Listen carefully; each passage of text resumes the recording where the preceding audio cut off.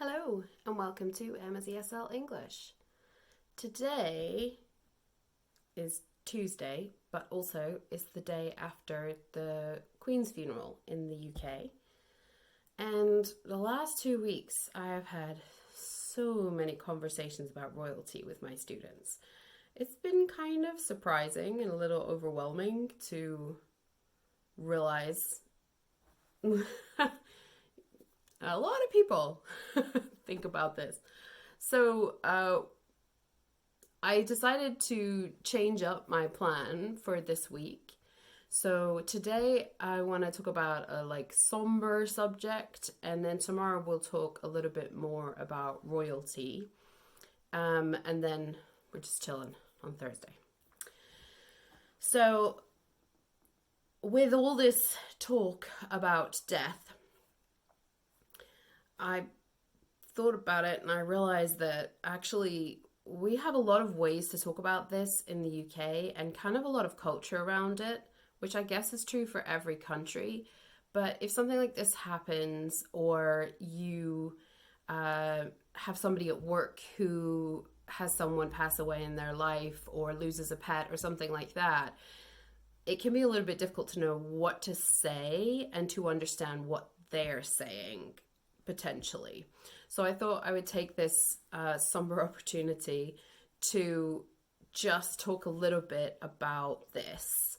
And hopefully it means that if you guys have this kind of situation come up, then you have the vocabulary to talk about it. So UK specific, we don't like talking about death at all. You wouldn't know that from the coverage of the last 2 weeks. You'd think it was our favorite subject, but no. We really hate talking about death. We don't process it well, I don't think. In the UK, some of you might have heard of what's called the stiff upper lip, which is really about us not showing our emotions and trying to be very, emotionless, basically, is the gist of the stiff upper lip. And so I think what it means is that when somebody dies, we try and avoid the subject as much as we can. And then if we can't avoid it, we say as little as possible about it, which I think means that we don't process it as well as actually a lot of other countries that I've visited. Excuse me. So in terms of really what I can say are euphemisms for death, we have a lot. A euphemism is a word that we use to avoid saying the actual word of what's happened. And some of these I think we use to talk to children, to try and explain to children what's happened in a way that avoids telling them what's happened. But a lot of them we just use generally because we don't like to say the word death. We just don't like it at all. So some of these I'm going to talk about are specific to pets, but actually a lot of them are for any kind of death. So we'll start with any kind of death, and then we'll cover pets as a special thing in a little minute. So British euphemisms for death, and I think this is not just the UK. I think this is elsewhere as well. So it's very common for us to, I did earlier in this video, it's very common for us to talk about someone passing away. So that's probably the most common way, right? We might say she died, but I feel like we think that's really kind of rude. It's too sudden, it's too exact. So we prefer a euphemism. If we can use a euphemism, we will definitely do that over saying she died. So instead of saying she died, we might say she passed away. We also might talk about losing someone. We could say, I lost my, I don't want to pick a relation for this. I feel like I might bring death upon someone just talking about this. It's really stressful. So we might say, I lost my whatever relation this weekend or last week. So lost, of course, usually means we can't find something or somebody, right? but we use that a lot to talk about death. We lost someone. When we're talking about, especially with children, we'll quite often talk about where they went. We don't want to tell kids that people have gone forever and they're never going to see them again. So instead, we give them this idea that they've gone somewhere else and they'll be with other people that we also can't see. And I think this is pretty common. I think this is not just a British thing. I think I've heard this kind of thing in different countries as well. So I don't think it's just us. But in the UK, we might say that someone's gone to heaven, or we might say they've gone to live with another family member, grandma, grandpa, something like that. So if the child knows another family member who's passed away, then we might say, oh, they've gone to live with that family member, so that the child doesn't feel like they're alone, but they've gone somewhere nice. We also say that someone is no longer with us. So we might say about the Queen, sadly, the Queen is no longer with us. So all of these, let me put this in the context of the Queen because she's gone. So hopefully she's an okay person to choose. So we can say last week we lost our Queen. We can say last week the Queen passed away. We can say last week the Queen went to heaven. Or we can say last week she went to live with her mother in heaven and her husband, which just makes me want to cry, but never mind. And we can also say the Queen is no longer with us. So all of these are euphemisms for death. We have another one that can be used for pets and for people, which is that they went to sleep. We really, I guess this is maybe not necessarily from my culture alone as well. If someone passes away in their sleep, then we tend to say they passed away peacefully in their sleep. Yeah. So if a kid asks, someone might say that they went to sleep and they went to heaven. Don't say that to kids. God, no, because then they think you're going to die when they go to sleep. It's just the worst thing to say to kids.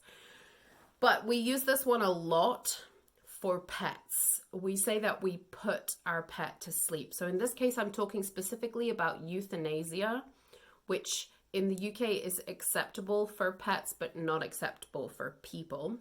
I think that's pretty much a worldwide situation, apart from maybe Switzerland. So when we're talking about pets, and the reason I'm covering pets in the same video is A, because I don't want to do two videos about death, and B, because it's probably more common that you're going to come across somebody at work who loses a pet than who tells you that they've lost a family member, although of course both could happen. Pets of course have a sad tendency to leave us, there's another one, sooner than people, and so it's potentially a more common thing. And of course it depends which country you're in, but certainly in the UK we're extremely attached to our pets. So if somebody does lose their pet, then they're probably going to be super duper sad at work or not quite right for a while. And so you probably hear these euphemisms to talk about that. So if they say they had to put their pet to sleep, then that means they've had to euthanize their pet. We also use put down. We put our pet down. We can say we have to euthanize our pet, but it's more likely in the UK to say that we put them to sleep or we put them down. The other thing we can say is we had to let them go. This one we can use for people and animals, especially if people have been on ventilators, so in a coma of some kind, and we had to turn off the ventilator, then we might say we had to let them go. Of course, this one is a little tricky because we also use let go for firing a person or making someone redundant, like they no longer have a job.